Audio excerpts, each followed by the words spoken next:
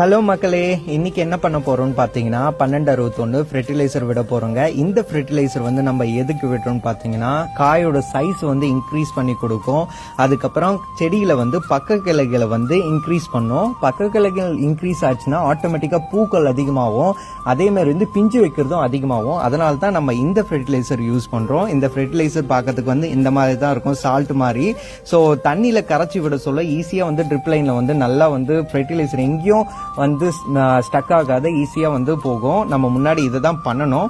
அப்புறம் இந்த ஃபெர்டிலைசர் வந்து ஒரு லிட்டருக்கு பாத்தீங்கன்னா 5 to 10 கிராம் வரை யூஸ் பண்ணலாம். நம்ம வந்து ஸ்ப்ரே மூலமாவும் கொடுக்கலாம், இல்லைன்னா ட்ரிப் லைன் மூலமாவும் அனுப்பலாம். நான் இப்போ ட்ரிப் லைன் மூலமா அனுப்பிச்சிட்டு இருக்கேன். இந்த ஃபெர்டிலைசர் வந்து நம்ம வந்து அரௌண்ட் வந்து கொடி வந்து கொஞ்சம் நல்லா போன பிறகு நம்ம வந்து யூஸ் பண்ணணும். இது நம்ம ஃபாலோவர் வந்து கேட்டு இருந்தாரு. ஸோ என்ன மாதிரி ஃபெர்டிலைசர் யூஸ் பண்ணோம் காய் சைஸ் இன்க்ரீஸ் பண்றதுன்னு அப்படின்னு சொல்லிட்டு அவருக்காக தான் இந்த வீடியோ. தேங்க்யூ கைஸ், பாய்.